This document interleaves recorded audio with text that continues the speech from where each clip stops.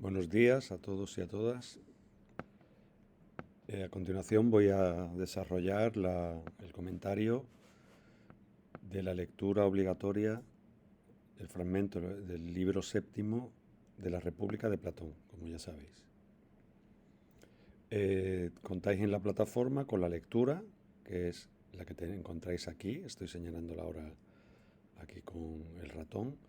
Y además contáis con una guía de lectura, que debéis utilizarla para comprender mejor y para entender lo que pretende la lectura y el análisis filosófico de ella.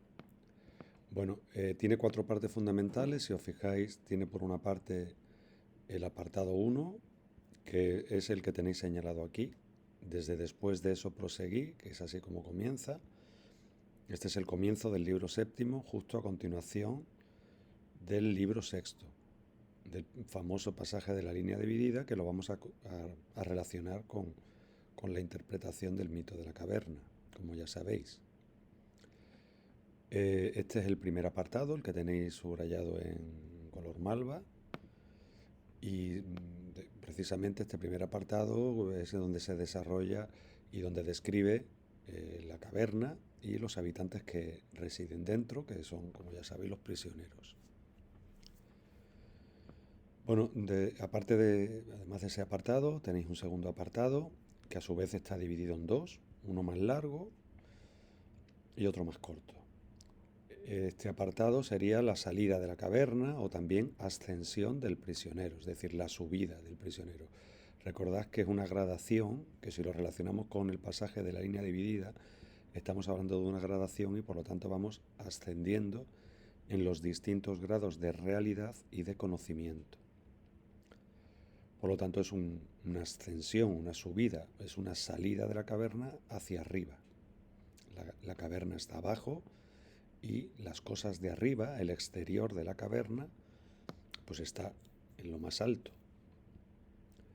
Ese segundo apartado se divide por una parte en la necesidad de coacción, de forzar, de obligar al prisionero a que mire a la luz, a que mire las cosas que tienen luz, y al tiempo necesario para que se vaya acostumbrando, entendiendo siempre el proceso del conocimiento y de educación como un proceso de acostumbramiento, de acostumbrar, requiere un tiempo, por lo tanto. Es al fin y al cabo una concepción, como ya hemos visto, mística del conocimiento, porque lo que propone en realidad es un cambio de vida. Dejar una vida a la que estamos acostumbrados inferior, la de la caverna, para buscar una vida superior y acostumbrarnos a una nueva vida. Es un proceso, por lo tanto, de conversión del alma, místico, como ya sabéis en Platón. Este apartado 2, además, aparece como consecuencia la felicidad, como consecuencia del camino del saber.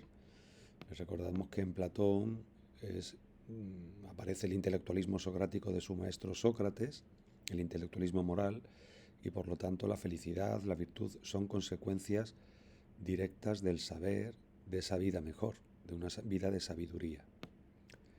Y por supuesto, si estamos cambiando de vida hacia una vida de conocimiento, no solamente estamos cambiando hacia un mayor conocimiento, sino también hacia una vida más plena, de mayor plenitud humana, de mayor perfección y por lo tanto de felicidad. El tercer apartado sería, como veis aquí en la guía, aquí donde está el ratón, el regreso a la caverna y sus consecuencias.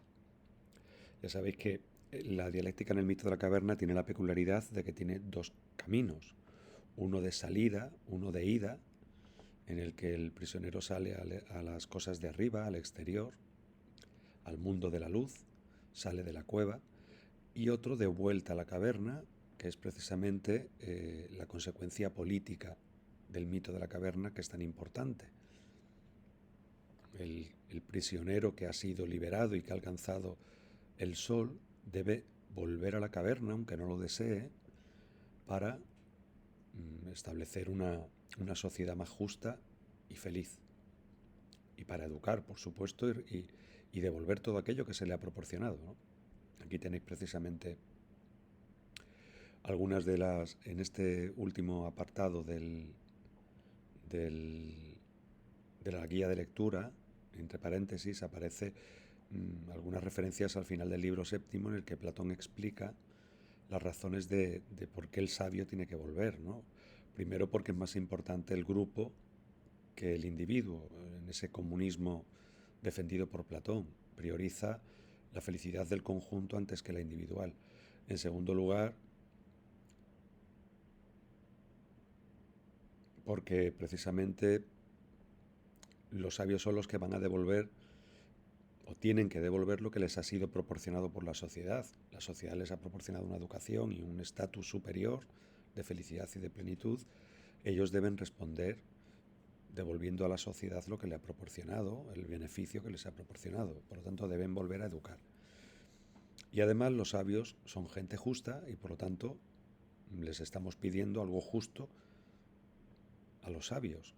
Le estamos pidiendo que su felicidad, su conocimiento, pues se contagie al resto de la sociedad, que es algo justo también, y por lo tanto le estamos pidiendo cosas justas a hombres justos, y lo harán, por tanto. Y ya por último, el apartado cuarto, que es muy importante, que es el último párrafo del todo,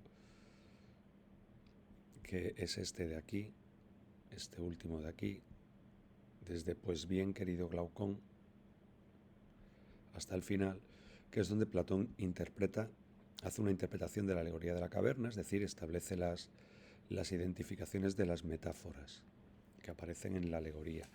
Y por lo tanto es muy importante, puesto que Platón nos está explicando cómo debemos interpretar la alegoría, y en este caso lo hace en relación al pasaje de la línea dividida. Recordad que esta alegoría, de todas maneras, se puede interpretar de muchas maneras distintas, porque como ya conocemos, Platón es un filósofo global, con un pensamiento muy estructurado, muy sólido, muy coherente, muy consistente, y todo está relacionado con todo y lo podemos interpretar prácticamente desde cualquier punto de vista.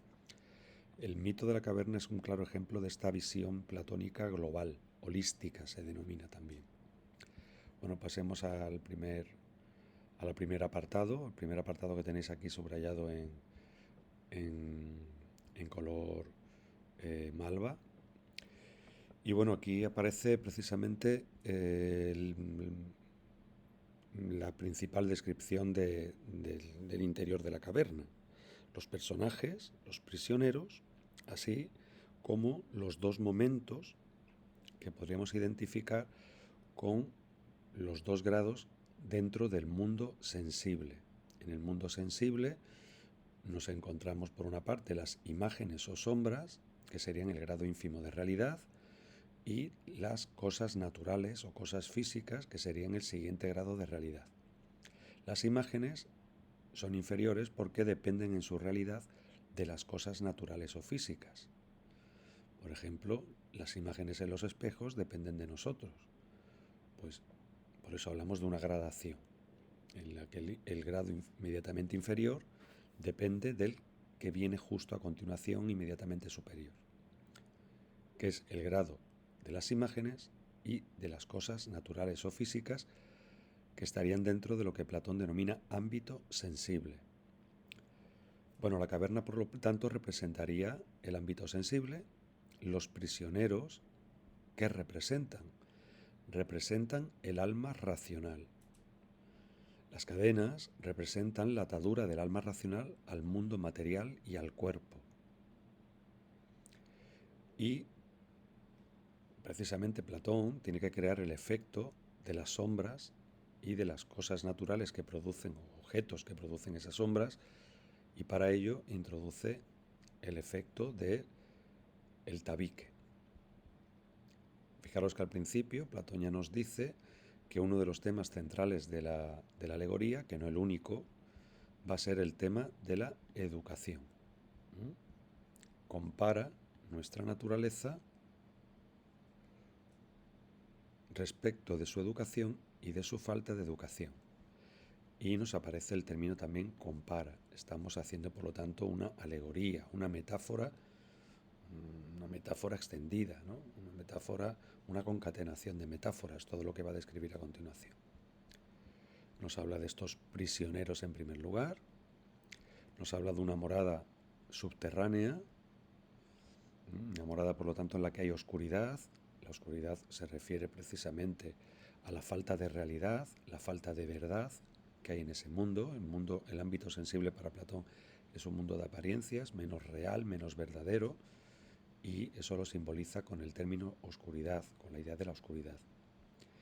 En ella están encerrados y encadenados. Esas cadenas representan la atadura al mundo material o sensible, al cuerpo, al fin y al cabo.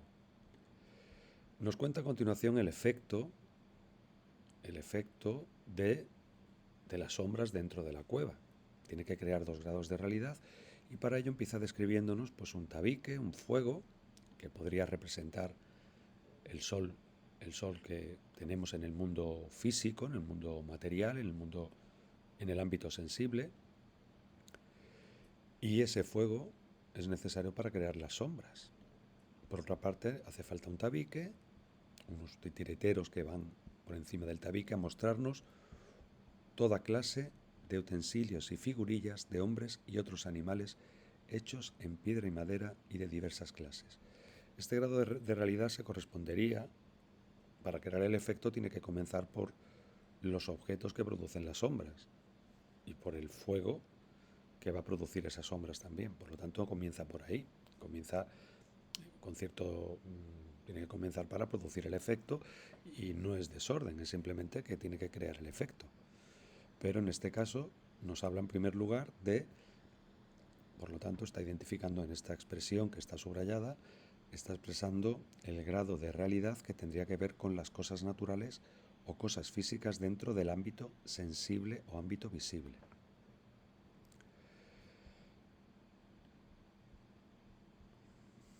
A continuación nos describe las sombras, nos dice cómo a partir de ese fuego y esos utensilios y figurillas, los prisioneros lo que ven son las sombras proyectadas por el fuego en la parte de la caverna que tienen frente a sí. Por lo tanto, este sería el grado más ínfimo de realidad. En conocimiento se correspondería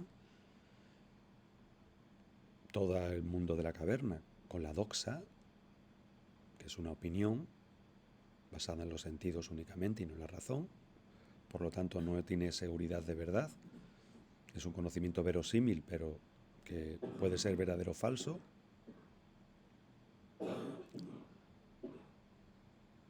Y, por otra parte, tendríamos los 2 grados de realidad y de conocimiento.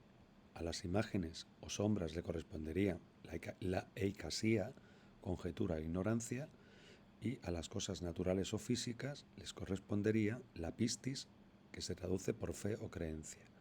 Ahí tenemos ya, por lo tanto, los 2 grados de realidad. Es interesante que Platón aquí, cuando describe en la caverna, el discípulo Glaucón le dice: extraña comparación haces, y extraños son esos prisioneros, porque está comenzando la alegoría. Y él responde algo muy importante, porque aquí nos identifica. Está diciéndonos que precisamente esos prisioneros somos nosotros. Y esta expresión es muy importante para entender la clave de la alegoría. Bueno, a continuación nos sigue hablando de algunos efectos que hay dentro de esa caverna, nos habla de cómo esos hombres que hay detrás dialogan entre sí, haciendo clara referencia a esa manipulación a la que se puede referir con estos hombres que portan los objetos detrás del tabique, que son diferentes tanto a los prisioneros como a los que nos van a sacar de la caverna. Son hombres que parece que están en otro plano. Esos hombres a los que se puede referir y que están produciendo el engaño a los prisioneros de que los sonidos proceden de las sombras, esos diálogos que vienen de atrás, que vienen de ellos, los están confundiendo a los prisioneros, porque los prisioneros entienden que esas palabras que escuchan detrás del tabique proceden de las sombras. Es un efecto manipulativo. Por lo tanto, puede haber una clara referencia a los sofistas con este diálogo que estos diálogos a los que se refiere, y con el papel de estos porteadores de los objetos por detrás del tabique. Nos habla precisamente de ese eco, de ese engaño, y si la prisión contara con un eco desde la pared que tienen frente a sí, y algunos de los que pasan del otro lado del tabique hablara, ¿no piensas que creerían que lo que oyen proviene de la sombra que pasa delante de ellos? Bueno, el diálogo anterior no era el diálogo de los, perdón, no era el diálogo de los porteadores, de los manipuladores, de los posibles sofistas. Donde habla de los sofistas es aquí precisamente, en este párrafo que acabo de subrayar. Aquí se refiere a la confusión que producen las sombras. En este diálogo al que aquí se refiere, habla de la confusión en la que se encontrarían los prisioneros al estar sometidos a un grado ínfimo de conocimiento, que es al conocimiento de sombras, de mentiras, de falsedades, ¿no? Ellos creerían que esa era la única realidad y estarían acostumbrados a ella. Para ellos sería la única realidad, ¿no? De ahí la dificultad de salir de esa ignorancia, porque para ellos es la única realidad y es a la que están acostumbrados.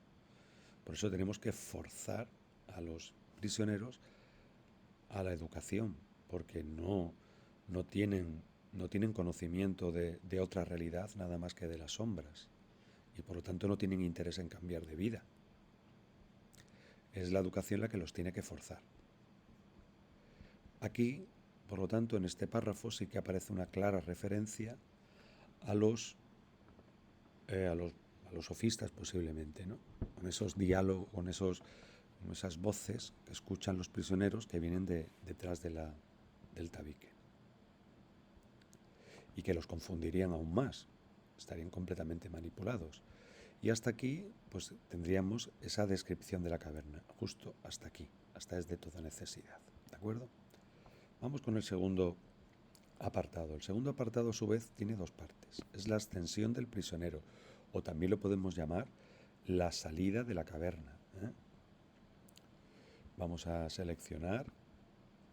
Esta ascensión del prisionero tiene dos partes. Una primera en la que nos habla de la necesidad de coacción, de obligación, de forzar, y cómo se tiene que ir acostumbrando el prisionero a la luz.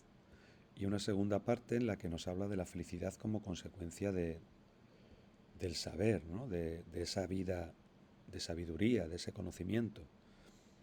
En principio, iríamos desde examina ahora hasta antes que soportar aquella vida.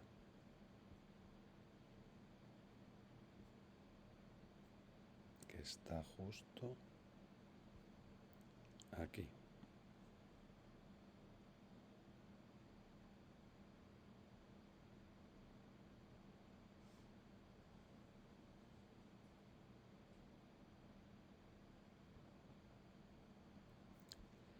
Este de aquí es el segundo apartado, por lo tanto, que a su vez está dividido, como veis, en dos.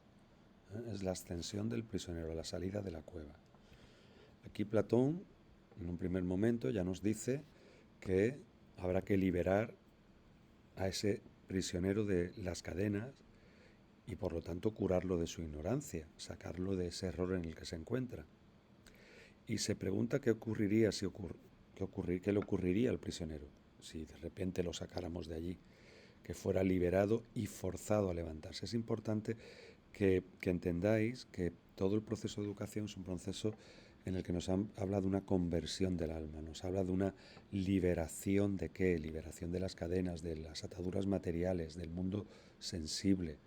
El alma tiene que volver hacia el mundo espiritual, es un proceso místico, es un cambio de vida y por lo tanto una conversión, y por lo tanto hay que forzar, levantarse de repente, volver el cuello, marchar mirando la luz. Son expresiones que nos hablan de una conversión, de un girar la vida, de un cambiar de forma de vida. Una renuncia a lo material, una renuncia a lo sensible. ¿Y qué le ocurriría? Pues que sufriría. ¿Y por qué? Pues porque está acostumbrado a la oscuridad y la luz le encandilaría. Dice aquí encandilamiento, es también deslumbramiento. El deslumbramiento explica por qué lo que tiene más realidad, lo que tiene más verdad, no es lo más fácil. ¿Por qué es tan difícil? Porque estamos acostumbrados a la oscuridad, a la no verdad, a las apariencias, a los engaños. Y por eso nos es tan difícil. Y no lo aceptamos. Y nos tienen que obligar. Hay que coaccionar para poder educar. Incluso explica esa coacción.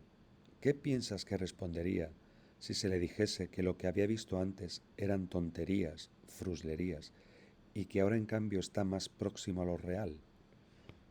Al sacarlo de la caverna, lo estamos acercando a lo más real.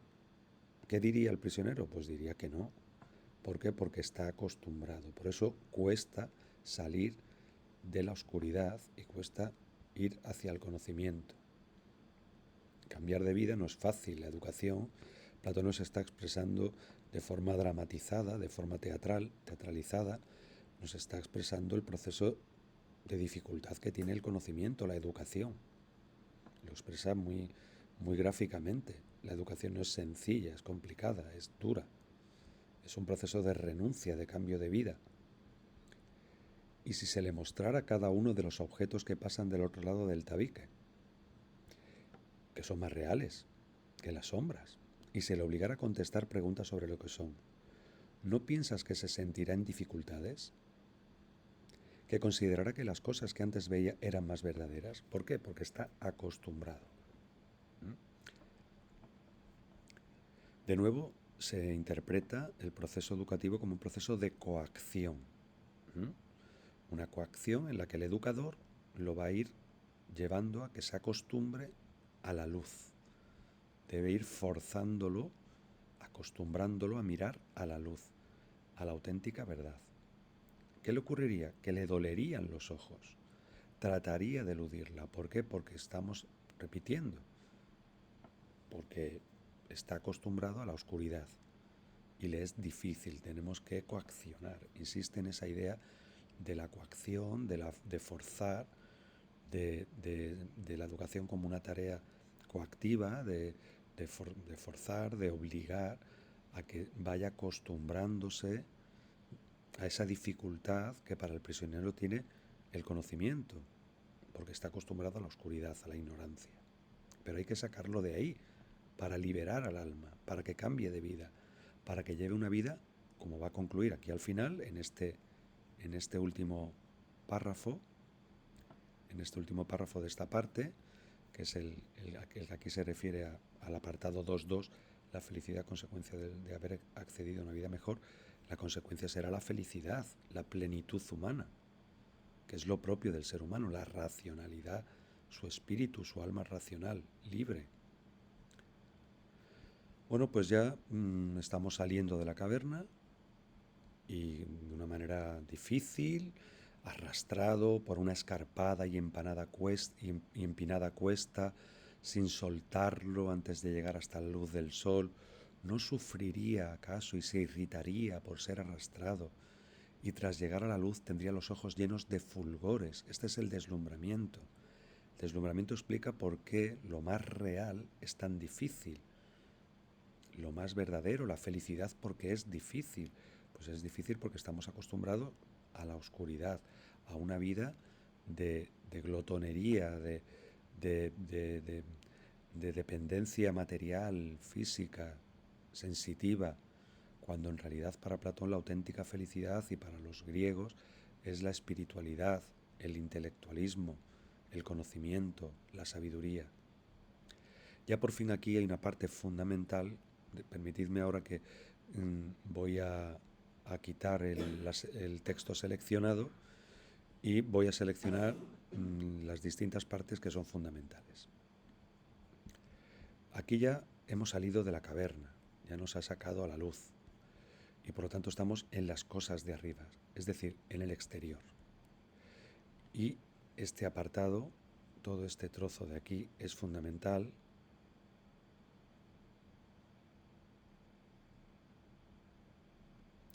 porque aquí nos describe precisamente lo que nos va a describir justo en estos dos párrafos principales, el de necesitaría acostumbrarse y el finalmente pienso. Ahí encontramos precisamente la descripción del exterior de la caverna, de las cosas de arriba, que es como lo llama Platón a ese exterior. Efectivamente, el prisionero tiene que acostumbrarse y ya poder llegar a mirar las cosas de arriba, ya por fin salir del exterior y poder mirar el mundo de arriba. Aquí de nuevo nos encontramos ya en el mundo metafóricamente, ¿no? Y refiriéndonos y relacionándolo con el pasaje de la línea dividida, con el grado de realidad llamado ámbito inteligible o mundo de las ideas, que se correspondería con la episteme como saber o ciencia, como conocimiento de esa realidad inteligible de las ideas. Aquí también encontramos dos grados. Uno primero, nos lo dice tal cual, en primer lugar, miraría con mayor facilidad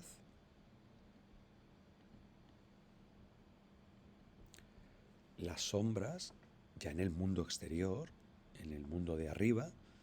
No podría mirar a las cosas porque desprenden luz y me impediría verlas. Primero me iría acostumbrando, miraría las sombras en el suelo, después las figuras de los hombres, y poco a poco iría viendo las figuras de las cosas, de los otros objetos reflejados en el agua, y luego ya podría mirar los hombres y los objetos mismos.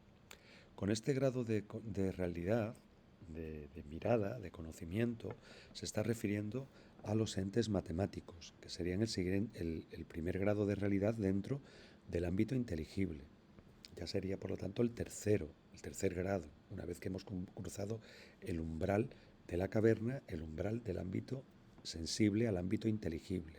Hemos pasado la puerta esa. Ya estamos en la ciencia. Ya la razón está trabajando por sí sola. Es el alma racional la protagonista. Y lo primero que haría sería conocer los entes matemáticos, que es el grado de realidad. Entes matemáticos le corresponde el conocimiento llamado dianoia, que se puede traducir por razonamiento, pensamiento discursivo. A continuación, sería el siguiente grado de realidad. Por la noche contemplaría lo que hay en el cielo y el cielo mismo, mirando la luz de los astros y la luna. Este grado de realidad se correspondería con el último dentro del ámbito inteligible, que se corresponde con el conocimiento, con la realidad de las ideas más elevadas, por encima de los entes matemáticos, que están estructuradas y organizadas jerárquicamente, de una manera jerarquizada y organizada matemáticamente, deductivamente, dependientes todas de la última idea, que sería el principio supremo que todo lo explica y que le da luz y verdad a todo, la idea del bien, que se identifica aquí con el sol y la luz del sol. Lo tenéis aquí, la idea del bien, como principio supremo y expresión de la inteligibilidad de todo lo real, de la verdad, de la ciencia, de toda la realidad de las ideas, y principio explicativo de la realidad entera. Sería el principio, por lo tanto, que todo lo explica, tanto la realidad como el conocimiento. En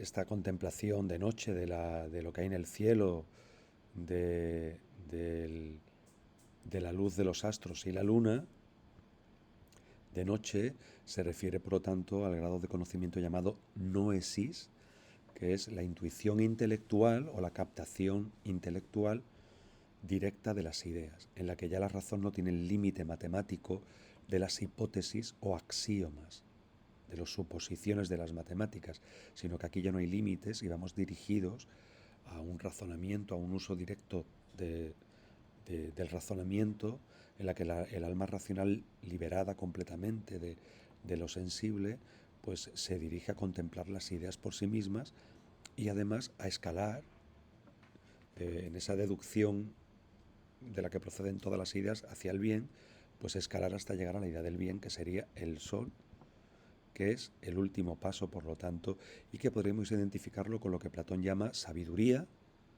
sofía, filosofía, y que en el caso del pasaje de la línea dividida y en el mito de la caverna también se puede interpretar como dialéctica. Todo el proceso en el cual hemos ido saliendo de la caverna es el proceso dialéctico del conocimiento. El conocimiento ha ido quemando etapas, no ha ido acumulando saber, ha ido destruyendo los saberes inferiores. Nunca se interpreta el ascenso dialéctico del conocimiento en la caverna, en la línea dividida, como un proceso de acumulación, sino como un proceso de destructivo, de superación, de dejar atrás estados inferiores del conocimiento. Y ya, por supuesto, es muy importante este último parrafito, perdón, que es la conclusión del apartado, muy importante. Finalmente, pienso, podría percibir el sol, la idea del bien, no ya en imágenes, en el agua, en otros lugares que le son extraños, es decir, la contemplaríamos como es en sí y por sí, en su propio ámbito. Es decir, aquí ya, por lo tanto, estamos con la idea del bien. La contemplaríamos directamente. Este es el conocimiento, por lo tanto, espero que lo digáis, absoluto, un conocimiento pleno, en el que captamos absolutamente toda la realidad y el principio supremo que todo lo explica, del que todo procede, la idea del bien. Y precisamente ahí el sabio ya sería capaz de entenderlo todo. Concluiría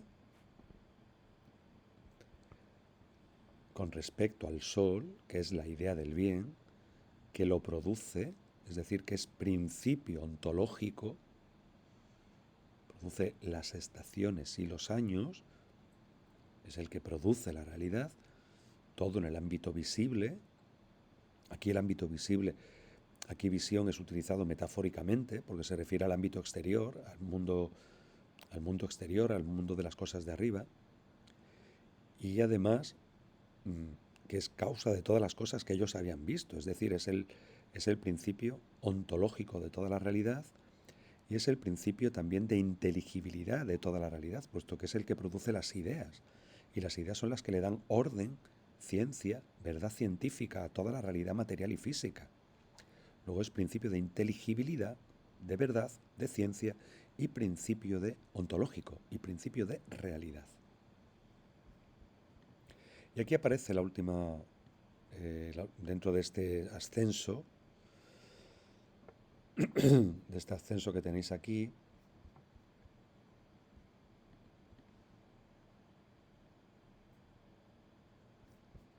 tenemos la felicidad como consecuencia de haber accedido a una vida mejor. Esto es producto del intelectualismo moral griego que procede de Sócrates, de su maestro, que aunque fue corregido por Platón, como ya sabéis, él introduce otros aspectos, no únicamente la razón, no reduce el intelectualismo moral a pura racionalidad, sino que incluye también, como ya sabéis, el alma sensible dividida en ánimo y apetito, el alma mortal, pero que Platón sigue y toda la filosofía griega sigue insistiendo en el valor de lo intelectual, del saber, del conocimiento, para alcanzar la plenitud moral, el conocimiento moral y la plenitud también humana, la felicidad.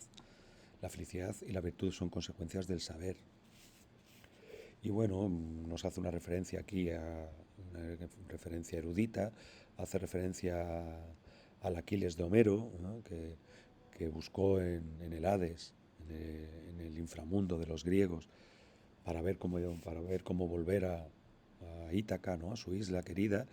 Y bueno, le dice a Aquiles que preferiría ser un labrador que fuera siervo de un hombre pobre antes que soportar esa vida de ignorancia, ¿no? Dando a entender que el hombre sabio desprecia esos honores.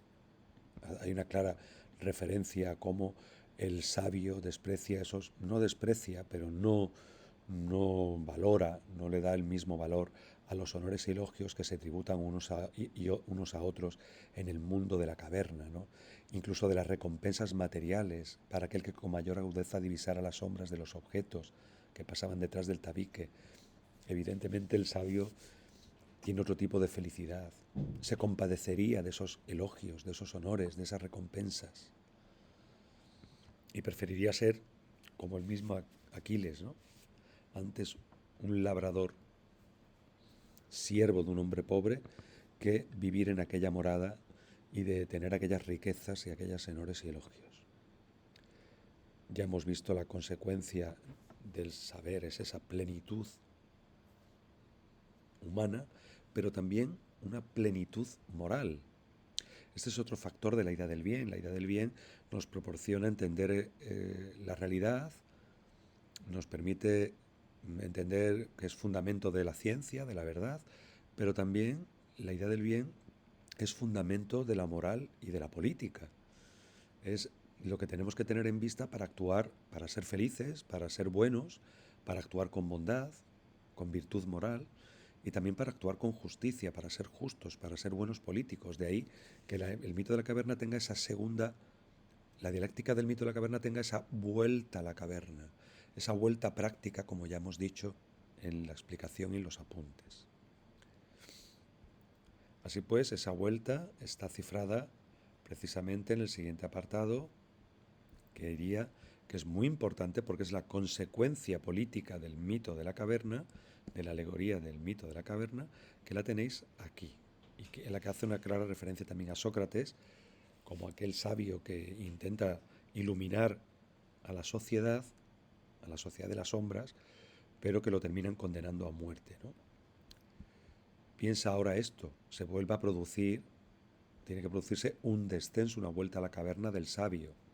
¿Qué le ocurriría al sabio? Pues que se deslumbraría de nuevo, aunque ese deslumbramiento sería superado más rápidamente, puesto que es sabio y de alguna manera también ha tenido contacto con las sombras previamente. Por lo tanto, le sería difícil, no estaría acostumbrado a otro mundo, al mundo de la luz, pero se acostumbraría con facilidad. Aunque no querría, le estamos pidiendo algo justo a un hombre justo y volvería a cumplir la función que le corresponde, que es la función de gobernar la ciudad y de educar a sus compañeros para así devolver a la sociedad lo que la sociedad le ha proporcionado.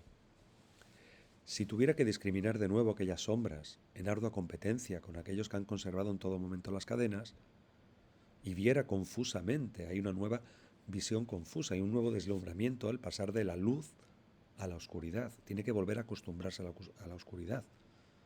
Y viera confusamente hasta que sus ojos se reacomodaran a ese estado y se acostumbraran en un tiempo nada breve, es decir, en un tiempo, en un cierto tiempo se acostumbraría, no se expondría al ridículo y a que se dijera de él que por haber subido hasta lo alto, se había estropeado los ojos y que ni siquiera valdría la pena intentar marchar hacia arriba. Y si intentase desatarlos y conducirlos hacia la luz, ¿no lo matarían? Era referencia a Sócrates, a su condena a muerte, a la falta de comprensión que hubo del personaje de Sócrates como un personaje que con su sabiduría intentó hacer despertar a las mentes jóvenes atenienses y que tuvo tan mal pago, ¿no? con esa persecución y condena a muerte, ¿no? Sócrates siempre fue un hombre perseguido por el poder en este sentido. Parece que la sociedad no estuvo dispuesto a que Sócrates iluminara con su sabiduría a sus conciudadanos, ¿no? Y en este sentido, pues hay una clara protesta, ¿no? Una clara denuncia de Platón de la injusticia que se cometió con su maestro. Y por supuesto se está planteando esa vuelta a la caverna en un sentido político, en un sentido práctico. Y ya por último un pasaje fundamental, que es este de aquí, en el que Platón nos explica, en primer lugar, la correspondencia entre los distintos elementos, los más importantes de la alegoría de la caverna y su correspondencia con el pasaje inmediatamente anterior, porque él mismo lo dice aquí. Debemos aplicar íntegra esta alegoría a lo que anteriormente ha sido dicho, con clara referencia a el pasaje de la línea dividida. Aquí aparece un símil, puesto un símil es cuando aparecen los dos elementos, la metáfora es cuando no aparece el elemento comparado. Digo tus perlas, pero el símil es cuando introduzco el elemento comparado, los dos elementos. Es decir, tus perlas son tus dientes, o tus perlas son como tus dientes son como perlas. Eso es un símil, puesto que aparecen los dos elementos de la comparación. Platón aquí ya podemos decir que introduce un símil en el que establece la correspondencia de esas metáforas. Y aquí tenemos por una parte una primera correspondencia, compara la región que se manifiesta por medio de la vista. Fijaros que aquí toma la parte por el todo. El ámbito visible o ámbito sensible, ¿con qué lo tenemos que comparar? Con la morada prisión, con la cueva. ¿Y con qué comparamos la luz del fuego que hay dentro de esa cueva? Con el poder del sol físico, del sol real. Nos dice ahora, compara por otro lado el ascenso y contemplación de las cosas de arriba con el camino del alma hacia el ámbito inteligible, el proceso dialéctico del conocimiento, es decir, el ascenso y el conocimiento de las cosas de arriba, por el cual llegamos a las cosas de arriba, lo tenemos que comparar con ¿qué? Con el camino del alma hacia el ámbito inteligible, con el proceso dialéctico del conocimiento en el que el alma es la única protagonista en todo este proceso, tiene que cambiar de vida e ir pasando a los grados de conocimiento superiores. Y no te equivocarás en cuanto a lo que estoy esperando. Esto evidentemente es secundario, es una expresión común, y utiliza una expresión también una expresión cotidiana. Dios sabe si esto, aquí no está hablando de Dios, es una expresión como cielo santo, ¿no? O Dios mío, pues igual Dios sabe si esto es realmente cierto, porque aquí nos va a hablar del elemento más trascendente, el que está más alejado de la realidad. Platón habla de un mundo físico, el mundo sensible, que es un mundo inmanente, y habla de que existe un mundo más allá de este mundo inmanente físico. Ese mundo más allá es un mundo trascendente. Trascendente quiere decir más allá. Pues dentro de ese mundo trascendente de las ideas, del mundo inteligible, lo más trascendente que es la idea del bien. Por eso Platón nos dice que es algo como, en alguna ocasión nos dice que es algo como demoníaco, casi divino, ¿no? Hablarnos de la idea del bien, porque es hablarnos del principio supremo que todo lo explica. Y dice, pues bueno, en todo caso, lo que a mí me parece, fijaros que lo dice incluso con cierta humildad, ¿no? Porque está hablando de algo que es lo más extremo. La idea del bien nos va a hablar ahora. ¿Qué función tiene la idea del bien? Lo que a mí me parece es que lo que dentro de lo cognoscible, aquí lo cognoscible se refiere a lo inteligible, al ámbito inteligible, al mundo de las ideas. Es que dentro de lo cognoscible, dentro del mundo de las ideas, dentro del ámbito inteligible, lo que se ve al final y con dificultad es la idea del bien. Y ahora ya nos da una clara explicación de las principales funciones de la idea del bien, que son tres. Ha de concluirse que es la causa de todas las cosas rectas y bellas que en el ámbito visible ha engendrado la luz y al Señor de ésta, y que en el ámbito inteligible es señora y productora de la verdad y de la inteligencia.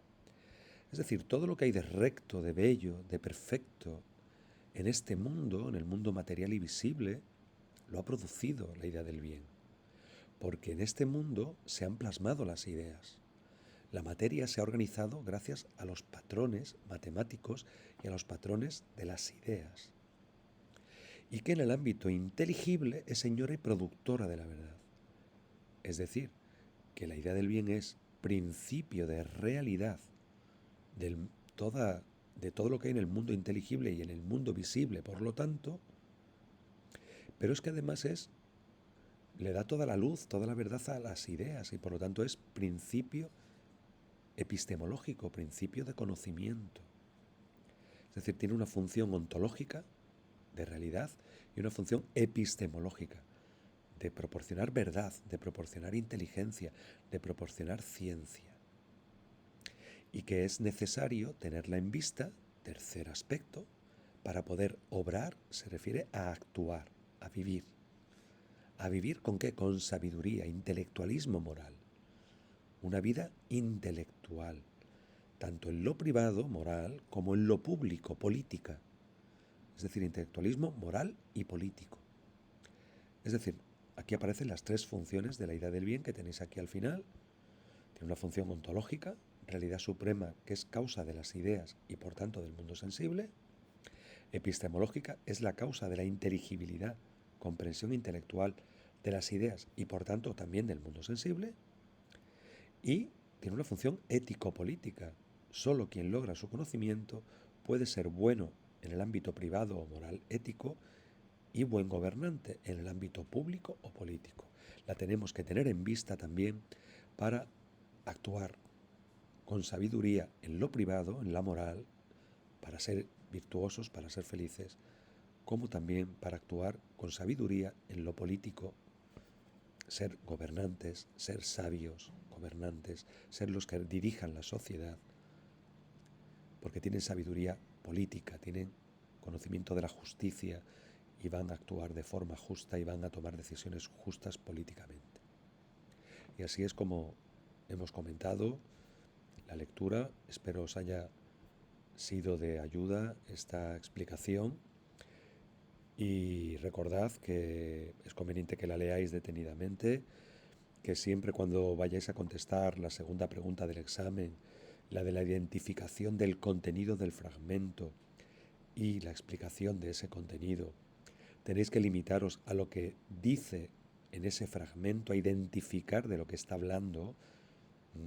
Pues si está describiendo la caverna, si está describiendo el grado que tiene que ver con el exterior de la caverna, que tiene que ver con los entes matemáticos, con la dianoia, o si está describiendo la idea del bien, o describiendo las principales funciones de la idea del bien. Es decir, tenéis que identificar el contenido del texto, del fragmento que os ha caído, lo que está hablando en concreto, y explicarlo brevemente.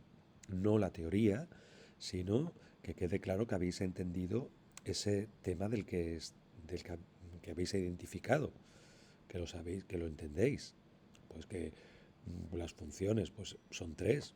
¿Y por qué? Pues porque Platón, la idea del bien es fundamental, Platón habla de un mundo de las ideas y dentro del mundo de las ideas la idea del bien es ese principio supremo y tiene estas tres funciones que describe en el fragmento. Tenemos que explicar un poquito para que yo